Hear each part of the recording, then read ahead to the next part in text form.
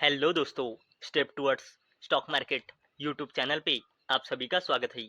तो दोस्तों, आज के इस वीडियो में हम कोटक महिंद्रा बैंक लिमिटेड इस कंपनी की फाइनेंशियल ईयर 2026 के क्वार्टर 3 के स्टैंड अलोन नंबर देखने वाले हैं। और इतना ही नहीं तो कंपनी ने क्वार्टर 3 में कहाँ से कितना रेवेन्यू जनरेट किया है, ये भी हम आगे जाकर देखने वाले हैं। तो चलो वीडियो स्टार्ट करते हैं। तो दोस्तों, कोटक महिंद्रा बैंक लिमिटेड का फाइनेंशियल ईयर 2026 का क्वार्टर 3 का रिजल्ट 24 जनवरी 2026 यानी आज दोपहर में लगभग 2:30 बजे आया है। यानी कि दोस्तों, कोटक महिंद्रा बैंक लिमिटेड इस कंपनी की क्वार्टर 3 का रिजल्ट मार्केट को कैसा लगा है, इसका इम्पैक्ट हमें मंगलवार को मार्केट ओपन होने के बाद देखने को मिल सकता है। तो चलो अब देखते हैं हम कोटक महिंद्रा बैंक लिमिटेड इस कंपनी की फाइनेंशियल ईयर 2026 के क्वार्टर 3 के स्टैंड अलोन नंबर।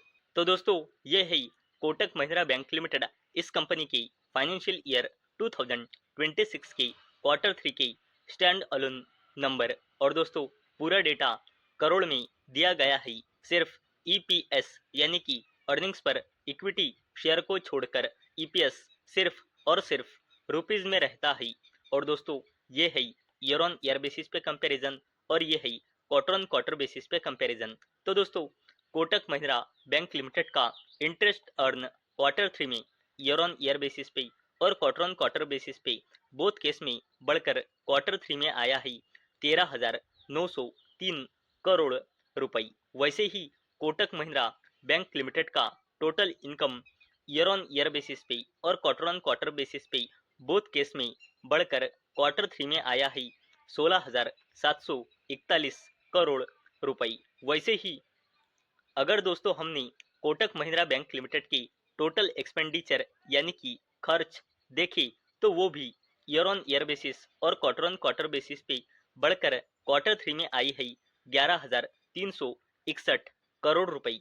अगर दोस्तों हमने कोटक महिंद्रा बैंक लिमिटेड का प्रोविजंस देखा तो वो ईयर ऑन ईयर बेसिस पे तो बड़ा ही, लेकिन क्वार्टर ऑन क्वार्टर बेसिस पे कम होकर क्वार्टर 3 में आया है 809 करोड़ रुपए। और दोस्तों, किसी भी कंपनी का जो प्रोविजंस होता है वो अगर बढ़ता है तो नेगेटिव माना जाता है और कम होता है तो पॉजिटिव माना जाता है। और दोस्तों, ये एक पॉइंट नोट करके रखिएगा। और दोस्तों, अगर हमने इस कंपनी का अगर नेट प्रॉफिट देखा तो कोटक महिंद्रा बैंक लिमिटेड का net profit year on year basis पे और क्वार्टर ऑन क्वार्टर बेसिस पे बोथ केस में बढ़कर क्वार्टर 3 में आया है 3,446 करोड़ रुपए। और दोस्तों, अगर हमने कोटक महिंद्रा बैंक लिमिटेड का ईपीएस यानी कि अर्निंग्स पर इक्विटी शेयर देखा जो सिर्फ रुपीज में रहता है तो वो ईयर ऑन ईयर बेसिस पे और क्वार्टर ऑन क्वार्टर बेसिस पे बोथ केस में बढ़कर क्वार्टर 3 में आया ही 3.47 रुपीज।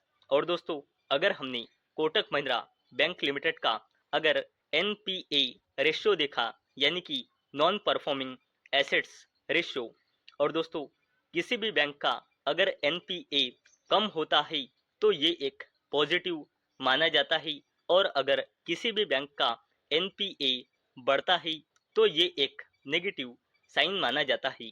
और दोस्तों, कोटक महिंद्रा बैंक लिमिटेड का gross NPA year on year basis पे और क्वार्टर ऑन क्वार्टर बेसिस पे नीचे आकर क्वार्टर 3 में आया है 1.30% और नेट एनपीए भी ईयर ऑन ईयर बेसिस पे और क्वार्टर ऑन क्वार्टर बेसिस पे नीचे आकर क्वार्टर 3 में आया है 0.31%।